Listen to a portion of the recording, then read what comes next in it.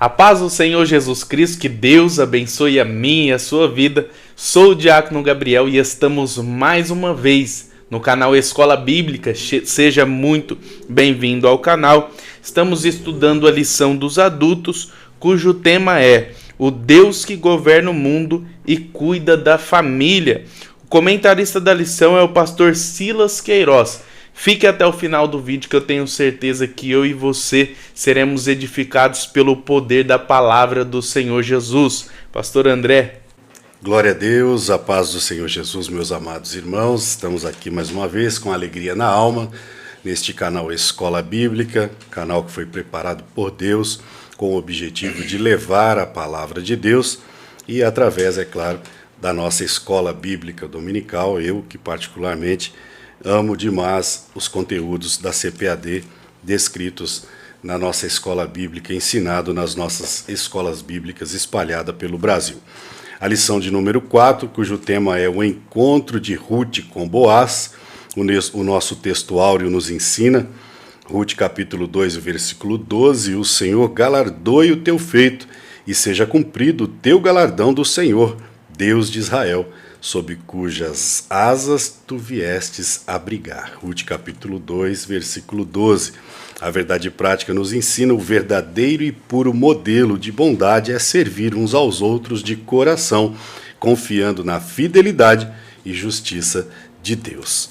A nossa introdução nos ensina, louvado seja Deus, que na lição anterior o assunto central foi a amizade entre Noemi e Ruth, sua sogra, e a nora. Nesta, um novo personagem entra em cena, louvado seja Deus, Boaz, o parente remidor.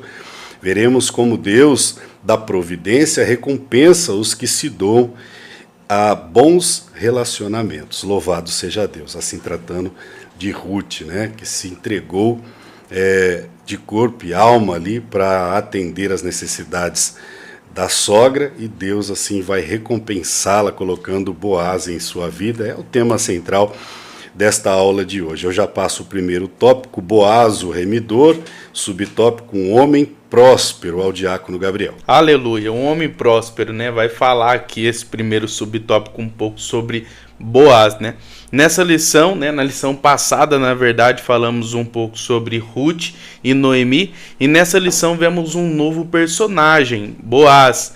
É uma tipificação, Boaz ele é uma tipificação, no aspecto de resgatador de Jesus Cristo. Boaz, ele é uma tipificação de Cristo. Assim como Boaz resgatou Ruth, como está descrito em Ruth capítulo de número 4, Cristo resgatou a igreja, como está escrito em Gálatas capítulo 3. Cristo nos resgatou da maldição da lei, se fazendo maldição por nós, como está escrito, maldito é todo aquele que foi pendurado no madeiro. Então, primeiro de tudo, Boaz foi um homem próspero, Segundo, cidadão de Belém, pertencente à tribo de Judá, como está escrito em Ruth capítulo 2, versículo de número 3. Outro atributo que, examinando as escrituras, vemos em Boaz é que Boaz cumpria as leis do Senhor. A Bíblia vai nos falar que nós não devemos ser somente ouvintes, mas praticantes da palavra, e a gente vê esse aspecto em Boaz, conforme descrito aí em Juízes capítulo 21, versículo 25, é um texto que o povo havia virado as costas para o Senhor, e Boaz, em um contexto desse, em que o povo havia virado as costas para Deus, a gente vai ver que Boaz ele era um homem que cumpria as leis do Senhor. Baseado aí na sua biografia, a gente pode entender desta forma. Enquanto todos estavam virados as costas para Deus, Boaz estava fazendo o que Deus ele queria. Enquanto todos estavam fazendo o que parecia bem aos seus olhos, Boaz estava cumprindo as leis do Senhor, as leis de Moisés. A lei do levirato é uma lei aqui que a gente vai aprender ao decorrer dessa lição. Então, até aqui, a gente já entende o porquê que Boaz ele foi um homem próspero, porque a Bíblia vai deixar bem claro que a partir do momento que a gente cumpre a palavra do Senhor, vive a palavra do Senhor, a gente vai comer do melhor dessa terra. Isaías capítulo 1, versículo 1 vai dizer: se quiserdes e me ouvides, comerás do melhor dessa terra. Então a gente vai ver aí o porquê que Boaz ele era um homem próspero, né? Porque ele era um homem íntegro, um homem aí que cumpria as leis do Senhor. Assim como Ruth, Boaz também aparece na genealogia de Jesus, tá aí escrita em Mateus capítulo 1, versículo de número 5, né? Então, como eu já disse, Boaz era uma representação, uma tipificação de Cristo, não somente em resgatar Ruth, mas também pelo seu caráter, né? Um caráter de um homem aí que realmente fazia a vontade de Deus. Passo aqui o segundo subtópico ao pastor André, Goel e Levir. Glória a Deus. Goel, Levir, nós vamos entender aqui o significado desses dois nomes, louvado seja Deus. Goel, ou pode ser chamado de Goel Hadam, é um significado hebraico para o nome, para a expressão redimir, ou redentor, aquele que pagou o preço. Goel Hadam, aquele que redimiu, ou o remidor, louvado seja Deus. A expressão da geração de Elimeleque, contida no texto, né, se fazendo menção à vida de Boaz como um dos parentes próximos de Elimeleque, que teria o direito de ser o remidor, não era ele o mais próximo, mas nós vamos entender no decorrer da lição, que ele acaba fazendo um acordo ali com o parente mais próximo, porque a lei do Levirato, ou a lei de Moisés, ela acabou sofrendo uma abrangência maior. Nós vamos entender isso. Não nos remete, né, a expressão, a geração de Elimeleque, não nos permite saber o grau de parentesco entre Boaz e o marido de Noemi, Elimeleque, não dá para saber. Mas o costume judaico, a tradição judaica, diz que poderia ser o sobrinho, não é isso? Como parente próximo poderia ser o Goel, ou o remidor, ou seja, o resgatador da terra que o falecido havia vendido. Ruth capítulo 4, versículo 3. Por que da terra?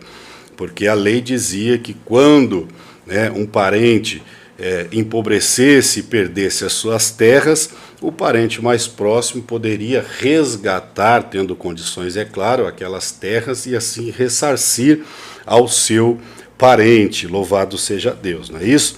Como também poderia cumprir o costume antigo do casamento, vamos entender isso. Eram duas prescrições descritas na lei mosaica, na lei de Moisés. A primeira, na verdade são três. A do resgatador previa que quando um israelita, como já disse, ficasse pobre, né, e precisasse vender as suas terras, o seu parente mais próximo tinha o dever de comprá-las e restituí-las, ok? Se o hebreu fosse comprado por um estrangeiro, o seu parente tinha o dever de também resgatá-lo, está lá em Levítico capítulo 25, versículo 25 ao 28. E a lei do Levirato previa que o irmão, cunhado, né, ou levir, que significa cunhado, ou seja, o parente mais próximo, no caso ali o irmão, quando o irmão morresse, ele teria que casar com a viúva, ou seja, a sua cunhada, para poder suscitar assim a sua descendência, ok? Então nós vamos observar então que tudo indica que essa prática foi ampliada, essa lei ela foi ampliada, seguindo uma ordem de parentesco mais abrangente.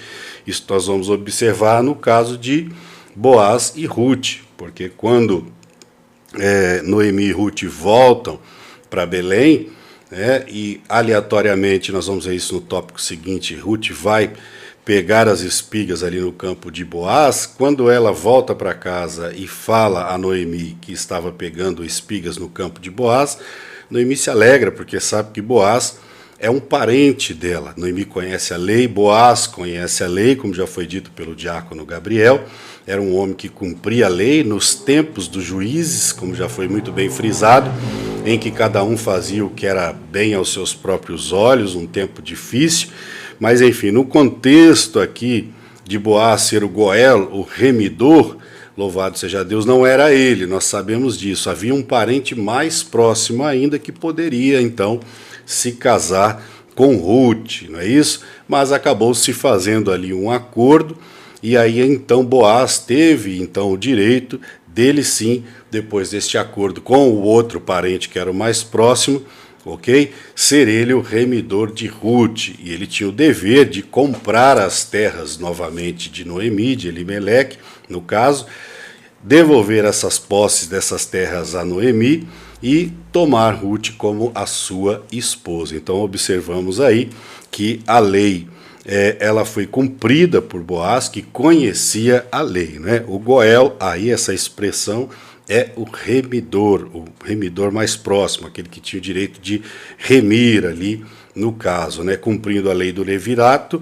como dizemos aqui, o levir significa cunhado, ele poderia então, como a lei foi ampliada, tomar, mesmo não sendo ele, no caso de Ruth, obviamente, os dois irmãos faleceram, então, no caso, o irmão do marido de Ruth, que teria que casar com ela, mas também havia falecido. Então a lei foi abrangente, e aí então um parente mais próximo teve o direito de se casar com Ruth. É um pouquinho difícil de entender, mas era a lei da época, mas como o texto aqui do escritor nos ensinou, a lei ela foi ampliada, então Ruth não tinha um cunhado, né, para casar-se com ela, porque os dois irmãos haviam morrido, mas a lei ampliada dava o direito então de Boaz se casar com ela, e foi o que aconteceu, graças a Deus, né? Porque Deus sempre amplia a sua lei, como aconteceu com as filhas de Zelofeade, né? Elas não tinham direito à herança, mas Deus disse, muda a lei para que elas possam ter direito à herança, você que conhece o texto sagrado. Eu já passo aqui o terceiro subtópico, temor e respeito ao diácono Gabriel. Glória a Deus, o temor e o respeito, né? Baseado aqui nas atitudes que Boaz tinha, né? Pela interpretação bíblica, entendemos que Boaz, ele, de uma certa forma, tratava bem os seus funcionários. Estamos falando de Boaz, um homem rico, um homem que tinha aí plantações e pessoas que trabalhavam ao seu favor. Então a lição aqui no terceiro subtópico, né, a lição vai nos ensinar sobre a convivência entre patrão e funcionário, né?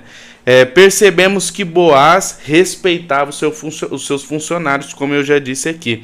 A Bíblia ela é tão perfeita, tão completa, e eu abro um parêntese aqui para dizer e ensinar a você, que o povo de Israel, eles estudam matemática, português, ciência, geografia, tudo pela Bíblia Sagrada.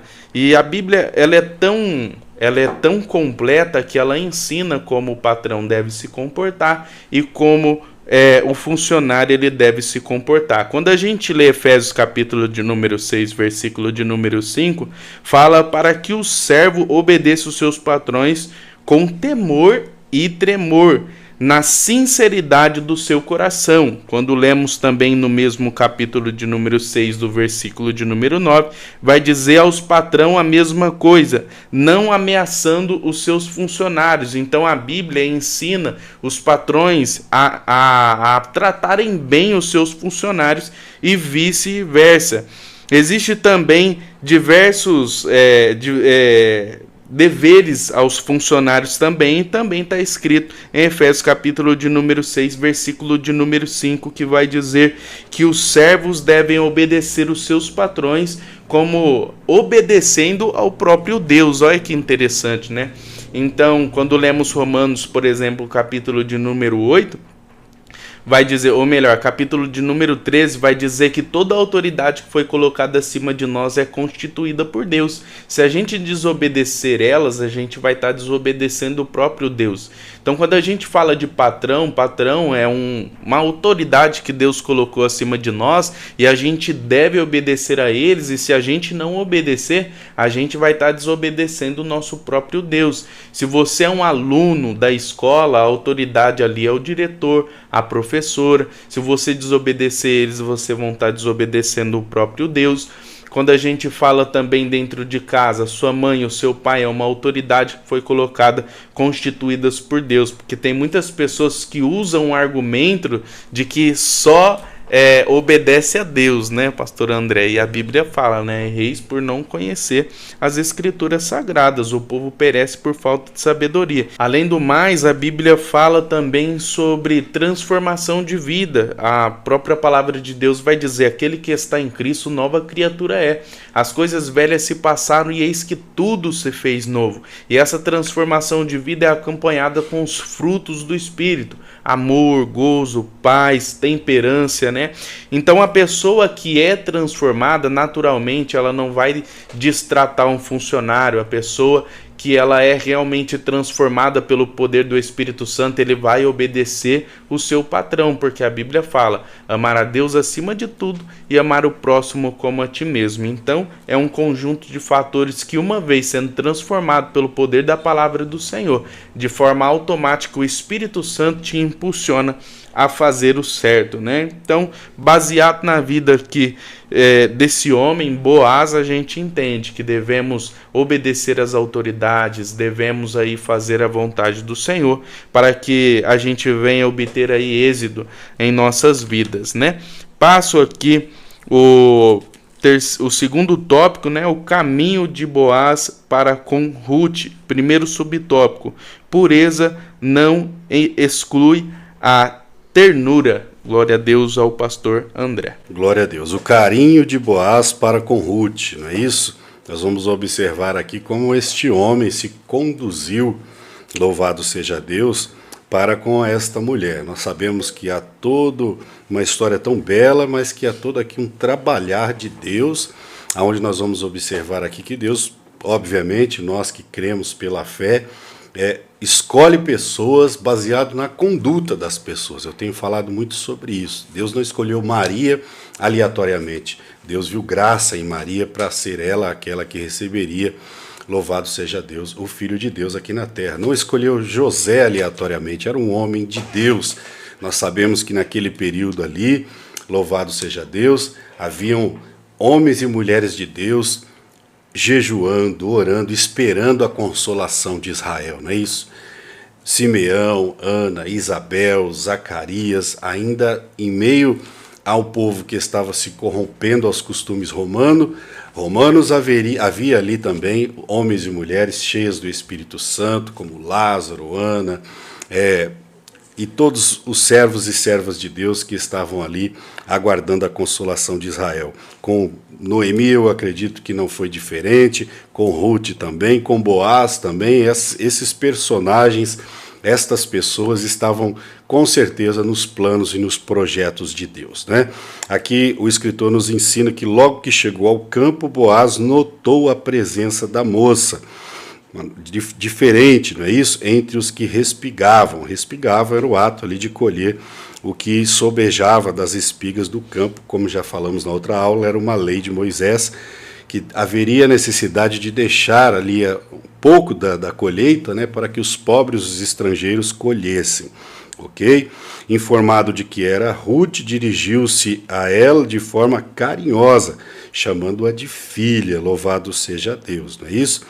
Deu liberdade para continuar pegando as espigas em sua plantação e lhe assegurou que seria tratada com devido respeito. O texto diz que ele deu ordem aos homens para que ninguém tocasse nela. Ruth capítulo 2 e versículo 9. Ok? Aqui a lição ensina que assédio moral e sexual é pecado, ok? São atitudes pecaminosas e perturbadoras no ambiente laboral. Laboral significa trabalho, não é isso? Então, fica um alerta aí para os servos de Deus, ok? Cuidado, o assédio a uma pessoa sexual, moral, é pecado e, além de tudo, é crime, né? Então, tome cuidado aí no seu ambiente de trabalho. Observamos aqui que a palavra de Deus nos traz ensinamentos espirituais e práticos para o dia a dia, louvado seja Deus. Em qualquer área da vida nós precisamos tomar esse tipo de cuidado, ok?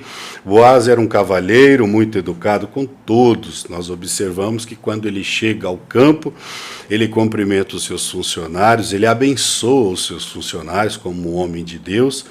Um viver santo não exige que sejamos rudes e descorteses, né? Aqui a lição nos dá aqui uma referência de 2 Reis capítulo 4, aonde a mulher sunamita ela se dirige ao seu marido dizendo: tenho visto que este homem que passa por aqui sempre, né, verdadeiramente é um homem de Deus. Por que ela disse isso? Porque de fato Eliseu ele dava um bom testemunho, era cortês, educado, acima de tudo foi considerado como um homem de Deus, ok? Jesus, o nosso Senhor, o mais puro dos homens, convivia com todos, pecadores, entrava na casa dos publicanos, enfim, conversava, tocava nos leprosos, enfim, dava um bom testemunho, ok? Então a lição nos ensina aqui que para você ser um homem, uma mulher de Deus, acima de tudo é preciso ser cortês, conviver com todos, inclusive com aqueles que não professam a mesma fé. Para quê? Para que nós não incorramos no mesmo erro de Israel, que tinha a missão, a nação de Israel, levar as outras nações ao conhecimento do único Deus vivo e verdadeiro Jeová, mas achou que Deus era um Deus exclusivo deles, não é isso? Quantas das vezes o crente ele fica enclausurado na sua santidade e acaba sendo indelicado, acaba sendo, digamos assim, de uma certa forma, achando que Cristo é só dele, e na verdade não é isso. Nós precisamos ser agradáveis com as outras pessoas e mostrar que houve de fato transformação em nossa vida, para que possamos assim, com educação, não é isso? Com cordialidade, mostrar para essas pessoas que servir a Cristo é muito bom.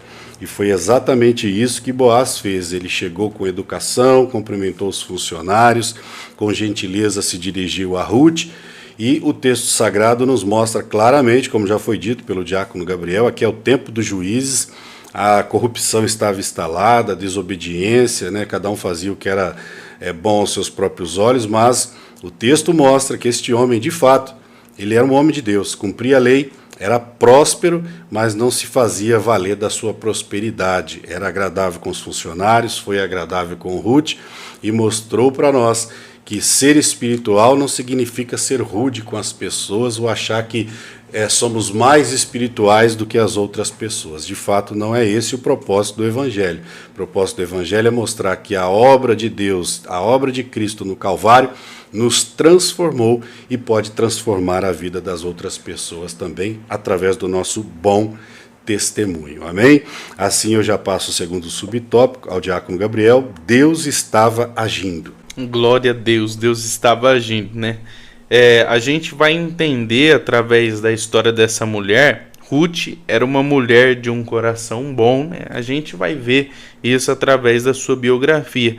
Muito esforçada, né? Ela era uma mulher muito esforçada, e em nenhum momento do texto a gente vai ver que Boaz ele foi atraído pela sua beleza, pela beleza de Ruth, mas sim pelo seu caráter e pelo seu esforço.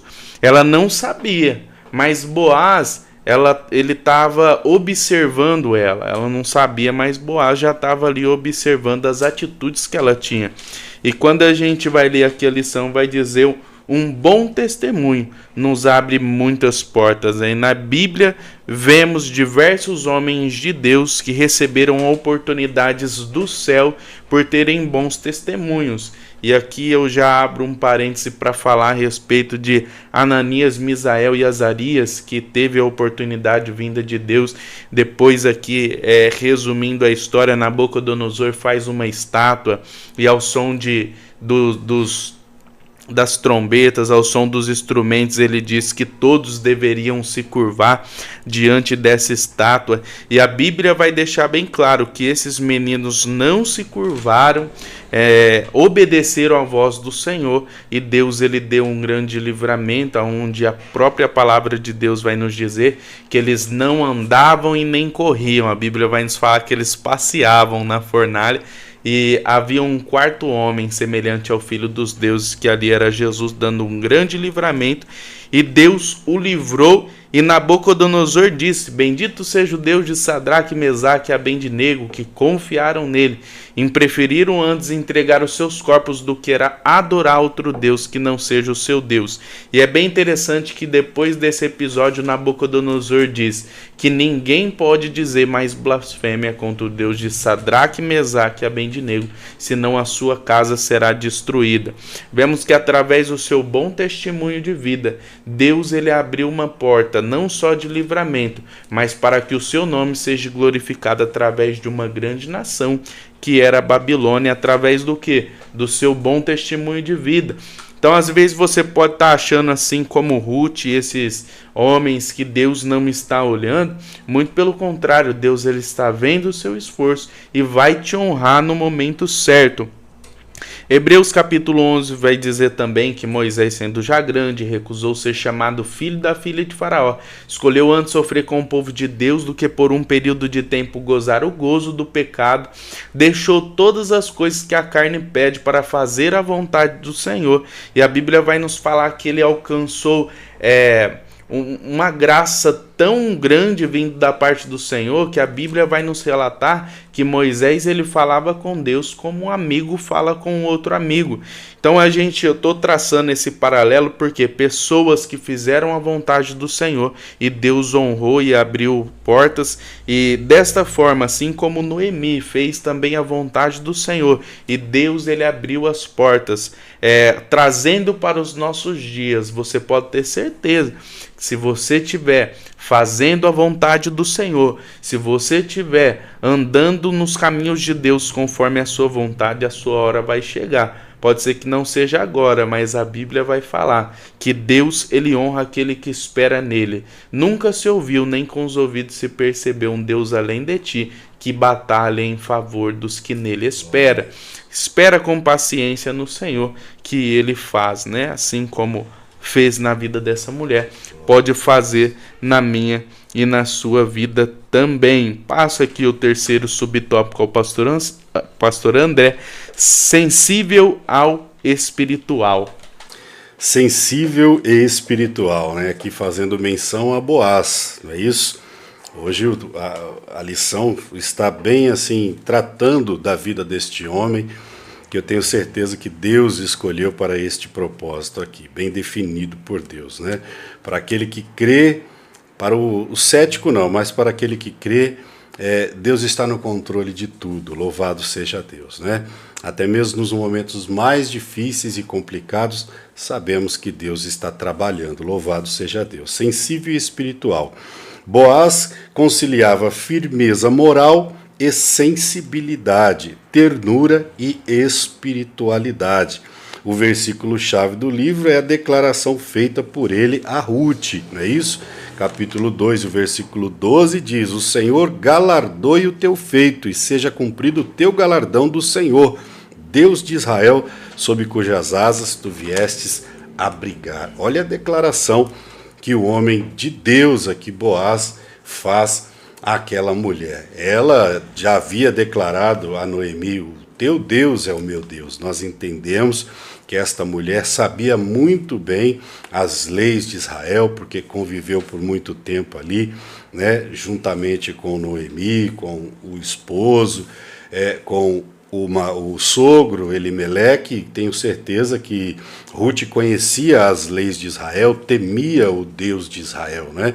Me faz lembrar Raabe, quando os espias foram a Jericó, né? Raabe sabia as notícias a respeito do grande Deus Jeová que regia a nação de Israel. Por isso, com muito temor, Raabe escondeu os espias.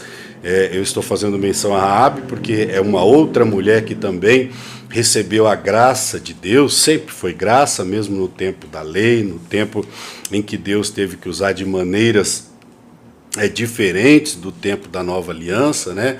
Onde a espada e o sangue corria, porque a humanidade má. Então nós vamos observar que Ruth, por sua vez, conhecia a lei. E quando Boaz, que também conhecia a lei, faz esta declaração: olha, Deus galardoe o teu feito. Boaz estava liberando ali uma palavra de bênção sobre a vida de Ruth. Com certeza ele não precisou chegar ali galanteando aquela mulher. Ele, como um homem de Deus, liberou uma palavra de bênção sobre a vida dela. E por quê? Porque sabia do bom testemunho dela, de como ela havia procedido para com a sogra, deixado os pais, abandonado a terra, os falsos deuses, para acompanhar Noemi até Belém. Podemos observar então que ele conseguia conciliar a sua firmeza moral, a sua autoridade, como ali aquele que tinha funcionários trabalhando em seu favor, como aquele que também era um homem de Deus, compassivo, amoroso, servo de Deus, consegue muito bem conciliar a sua espiritualidade com a sua cordialidade, Como já vimos no tópico anterior, eu não posso ser espiritual e ser rude com as pessoas, não é isso? Colocando uma capa de santidade, onde eu entendo que eu sou mais espiritual e mais santo que as outras pessoas. Não é isso que o Senhor nos ensina. Como vimos, o Senhor sentava com os publicanos, com os pecadores, e ali era luz, era sal, era diferença no meio dos pecadores. Boaz consegue fazer exatamente isso, Ser espiritual, ser cordial, ser gentil, mesmo assim sendo um homem de Deus. Boaz tinha uma profunda compreensão espiritual. Ele reconhecia que o Deus dos hebreus não estava limitado a fronteiras, não é isso? Barreiras étnicas, ou seja, ele sendo um servo de Yahvé, estava sendo usado para abençoar a moabita Ruth. Louvado seja Deus. Suas palavras tocaram profundamente o coração de Ruth e lhe deram grande conforto, não é isso? Como eu já falei, Boaz liberou uma palavra de bênção sobre a vida daquela mulher. Não só ela, mas como o texto mostra, quando ele chegou na plantação, a primeira coisa que ele disse é: Deus seja convosco, abençoando os seus funcionários. Quando declara, capítulo 2, versículo 12, que Deus galardoaria os feitos de Ruth, ele estava ali como um homem de Deus, liberando uma palavra de bênção, Como homem de Deus, como mulher de Deus, aonde nós estivermos, nós devemos liberar palavra de bênção sobre a vida das pessoas, em nome de Jesus. Amém? Assim eu já passo o terceiro tópico, a colheita de Ruth e a sua sobrevivência, subtópico, a lei da semeadura, ao diácono Gabriel. Glória a Deus, nós conhecemos muito bem, através da Bíblia Sagrada, a lei da semeadura, e a lei da semeadura ela é um fato em nossas vidas, uma das coisas também que a lição vai dizer aqui no começo é que muitas linhas de pensamento defendem a ideia de que Deus não interfere em nada e que o homem é regente do mundo. E não é isso que a Bíblia ensina, tá? Não é isso que a Bíblia ensina. Você vai ler aqui no começo da lição que tem muitas linhagens de pensamento que defende essa ideia mentirosa, mas quando lemos como, por exemplo, o Evangelho de Jesus segundo João, capítulo de número 1, vai falar a respeito do verbo ali, no princípio era o verbo estava com Deus, e o verbo era Deus, e todas as coisas foram feitas por ele, sem ele, nada do que se foi feito se fez. Colossenses capítulo 1, versículo 16 vai dizer: porque dele, por ele, para ele foram feitas todas as coisas que existem no céu e na terra, visível e invisível, seja principado, seja potestade, tudo foi feito por ele e para ele. Daniel capítulo de número 2, versículo de número 21, Daniel, depois de ter feito uma oração, e Deus ele ter revelado o segredo a Daniel numa visão à noite, em questão do sonho do rei, ele vai dizer: Deus ele muda o tempo e as estações, remove reis e reestabelece reis, dá sabedoria aos sábios e ciência aos entendidos. Então esses versículos desconstrói tudo aquilo que o ser humano constrói, dizendo que Deus ele não está no controle, pastor André? Deus ele está no controle de todas as coisas. Outra coisa que vai dizer também aqui nesse subtópico: Ruth plantou obediência a Deus e colheu bênçãos da parte do Senhor, E eu abro um parênteses aqui para falar também de uma frase que eu acho muito interessante, que a gente pode traçar um paralelo com as leis do Senhor. A frase que vai dizer que tem muitas pessoas que têm metas ousadas com atitudes medíocres, né? Isso gera frustração. Muitas pessoas têm a meta de ter um bom relacionamento, né, pastor André? Um bom casamento, mas a pessoa não dedica o seu tempo para isso e muitas pessoas terceirizam essa responsabilidade, mas não tem como. A Bíblia deixa bem claro, se você está vivendo algo hoje é porque você plantou lá atrás. Você está vivendo exatamente o que você merece porque você está colhendo o que você plantou lá atrás, né? Então a gente não pode terceirizar as culpas, não, a gente deve tomar a responsabilidade para nós e dizer, não, vamos fazer a diferença, vamos começar a plantar do jeito certo, né? Tem muitas pessoas que dizem que quer ser rico, mas gasta mais do que recebe, né? Não estuda sobre empreendedorismo, não faz nada, não investe. Então a gente tem que ter esta noção, né? Gálatas capítulo 6, versículo de número 7 vai dizer, não se deixe enganar, de Deus não se zomba, porque tudo aquilo que o homem planta, o homem vai colher. E baseado aqui na biografia dessa mulher cheia de Deus, que traz muitos ensinamentos, muito amplos ensinamentos da vida dessa mulher, que por mais que tem poucos relatos, mas muitos ensinamentos, a gente vai ver que ela plantou coisas boas, né? Ela ajudou a sua sogra, ela investiu, né? Ela praticou o amor, ela fez a vontade do Senhor, em vez dela ter voltado aos seus deuses, a Bíblia vai falar que ela preferiu, né, servir ao Deus de Israel, como ela disse, o seu povo é o meu povo, o seu Deus é o meu Deus. E a consequência da obediência é os frutos, né? As bênçãos do Senhor, e a Bíblia vai falar que as bênçãos do Senhor enriquecem o homem e não acrescenta dores, né? Passo aqui o segundo subtópico ao pastor André, os acasos de Deus. Os acasos de Deus, né? Tá tema aí até para uma pregação, né? Dá até uma pregação isso aqui, um tema para uma mensagem, os acasos de Deus. O primeiro sinal da ação de Deus, diz aqui esse tópico, foi a escolha aparentemente aleatória, né, de Ruth em ir buscar espigas num campo onde ela disse assim, aquele ao qual eu ver graça ali, eu vou pegar espigas naquele campo, né? Então parecia assim, ser uma escolha aleatória de Ruth, não é isso? Mas lhe caiu ali em sorte pegar espigas no campo de Boaz, ok? Já era o trabalhar de Deus ali, por isso que o tema aqui é os acasos de Deus. É o mesmo que dizer, né, que Moisés, enquanto bebê, naquele cesto que foi colocado no rio, ir parar exatamente nas mãos da filha de Faraó.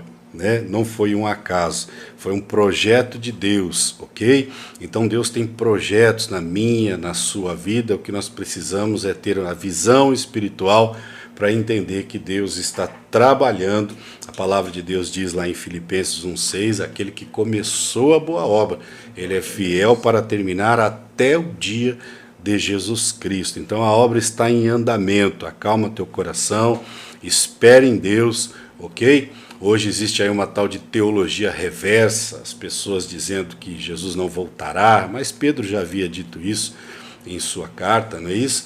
Dizendo que os milagres são falsos, e nós sabemos que o inimigo vem semeando, tentando assim distorcer as escrituras sagradas. Mas não é nada acaso, é o trabalhar do Senhor, nós só precisamos enxergar com a visão espiritual. Louvado seja Deus. Então, os acasos de Deus mostram que não foi por acaso que Ruth ela foi pegar espigas justamente no campo de Boaz, ok? Que seria ali um dos parentes próximos de Noemi. Noemi nem sabia que ela tinha ido lá, só ficou sabendo quando ela voltou e deu a notícia, não é isso? Para ela era apenas mais uma casualidade, quando na verdade era um inequívoco ato da providência de Deus. Deus tem o controle de tudo, como já foi falado pelo diácono Gabriel, e age em favor dos que o amam. Romanos capítulo 8, versículo 28, todas as coisas cooperam para o bem daqueles que amam a Deus, para aqueles que são chamados segundo o propósito de Deus, né? Nós sabemos claramente que Ruth é uma mulher que se entregou a Deus. Ela deixou a sua terra, que era uma terra corrompida, adoração a falsos deuses, a promiscuidade sexual, e declarou que o Deus de sua sogra passaria a ser o seu Deus. Então ela entregou a vida a Jeová e passou a seguir as diretrizes do Senhor. Por isso o Senhor estava trabalhando para que todas as coisas cooperassem para o bem desta mulher que abriu mão de muitas coisas para pagar o preço de percorrer aqueles 120 km, ir a Belém sem saber o que iria acontecer, cuidar da sua sogra. E saiba de uma coisa, tudo aquilo que nós fazemos a alguém, não fazemos esperando algo em troca. Sabe por quê? Porque às vezes aquela pessoa vai até te decepcionar e não vai te ajudar. Mas sabe de uma coisa, Diácono Gabriel? Você fez algo por alguém, não espere nada daquela pessoa. Sabe por quê? Porque às vezes Deus vai usar outra pessoa para te abençoar da mesma maneira que você abençoou aquela outra pessoa. Deu para entender? Então, às vezes não vem de quem esperamos, às vezes vem de outra pessoa a bênção de Deus. Louvado seja Deus. Quando Ruth retornou para casa, né, e contou aonde havia trabalhado, Noemi não escondeu a sua exultação.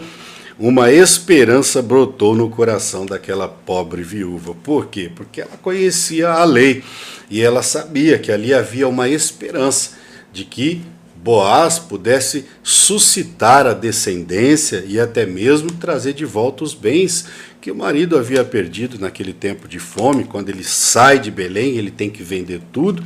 E a lei, como nós vimos de Moisés, dizia que um remidor poderia resgatar não só os bens materiais, traria uma esperança àquela viúva, que naqueles tempos era muito difícil viver sem o marido, uma esperança financeira, porque o remidor tinha que comprar as terras e devolver a viúva, e também uma esperança a Ruth, que poderia se casar novamente, construir uma família e assim suscitar a descendência do seu marido que havia falecido. Amém? Assim eu passo ao Diácono Gabriel as considerações. Glória a Deus. O terceiro subtópico, né? Entramos aqui no terceiro subtópico, o resultado da colheita, né? Colheita, é isso aí, o resultado da colheita, né? A lição aqui, ela diz: alguns frutos de nossas ações são colhidas em imediata, né? Outras levam tempo para aparecer. As de imediata é muito bom, né? Mas tem algumas outras coisas que a gente planta na vida, né, que demoram um pouco mais para a gente colher. E é essa a dificuldade do ser humano. Mas quando a gente vai ler a Bíblia e estudar sobre homens de Deus que receberam aí as promessas vindas do Senhor, a gente vai ver que duraram tempo. As promessas do Senhor muitas das vezes demoram um pouquinho, mas acontece, né, pastor André? Deus, ele não é filho do homem para que minta, nem filho do homem para que se arrependa. Jesus, ele se preparou durante 30 anos para começar o seu ministério terreno. A gente vai ver que Jesus, ele começou ali e se manifestou como filho de Deus com 30 anos, né, pastor André? Moisés, 40 anos no Egito. Então teve todo um preparo. 40 anos não é 40 dias, né, pastor André? Abraão, a gente vai ver que depois de muito tempo, já na sua velhice, que ele recebeu ali a promessa vinda do Senhor. Então, não é fácil. Por isso que nessa nova dispensação tem como base a fé. O que é a fé? Hebreus capítulo de número 11 vai dizer que a fé é o firme fundamento das coisas que se esperam e a prova das coisas que se não vê.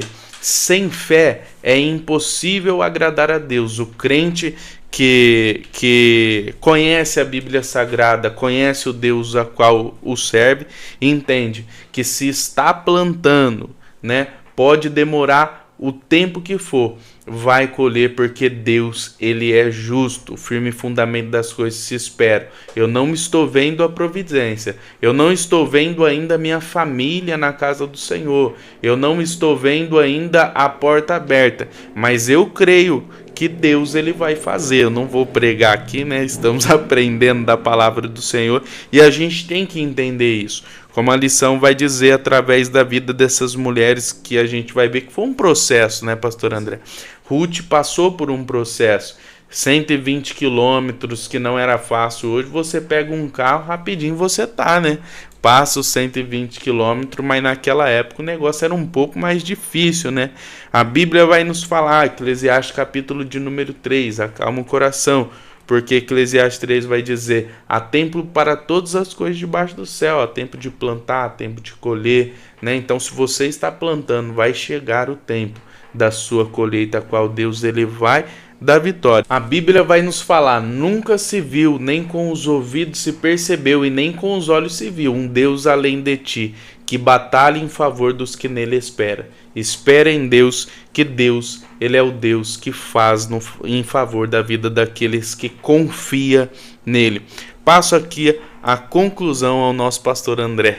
Amém, meus amados irmãos, que aula maravilhosa, né? Uma aula que traz, aliás, um trimestre que vai nos trazer muitas lições de vida, né? Daqui a pouco chegaremos ali no livro de Esther, mas, assim, dentro do contexto deste livro de Ruth, né? O que aconteceu com a família, ensinamentos para a família, ensinamentos espirituais e práticos para a nossa vida cristã. A conclusão diz que a atitude de fé de Ruth, né, foi recompensada por Deus. Sua prontidão em cuidar da sogra, né, em deixar tudo para trás, porque foi uma atitude de amor.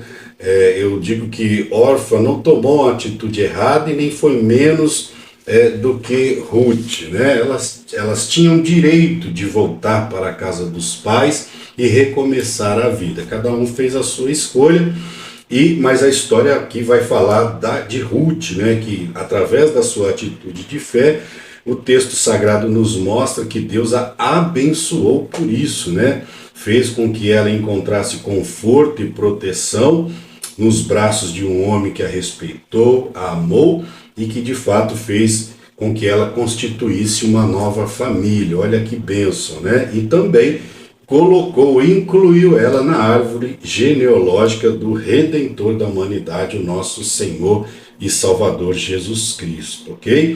O Deus de Ruth é o nosso Deus, ele continua agindo por aqueles que decidem se abrigar debaixo de suas asas, né? Aquele que habita no esconderijo do Altíssimo, a sombra do Onipotente descansará, ok? Confia nele, viva fazendo a vontade do Senhor e com certeza o Senhor é um Deus sim, que recompensa, o Senhor é um Deus galardoador, louvado seja Deus. A palavra galardoador, aleluia, é a recompensa por uma atitude, por algo que você fez, por amor, louvado seja Deus, né?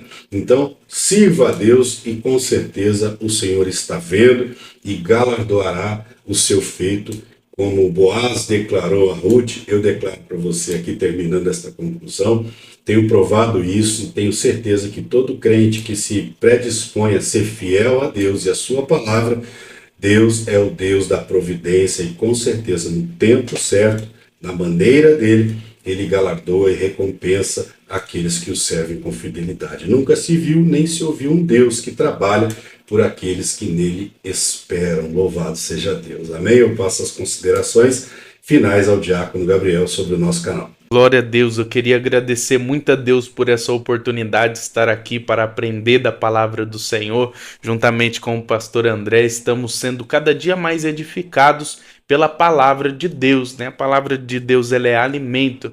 Agradeço ao Senhor pela sua vida e não se esqueça, se inscreva no canal, ative o sininho, deixe o seu like, porque como eu digo, né? O YouTube entende que você está gostando do vídeo e indica para mais pessoas. Assim, somente com um clique, você passa a ser um evangelista, impulsionando esse vídeo para que mais pessoas venham ouvir a palavra do Senhor. Que Deus abençoe a sua vida e até a próxima lição.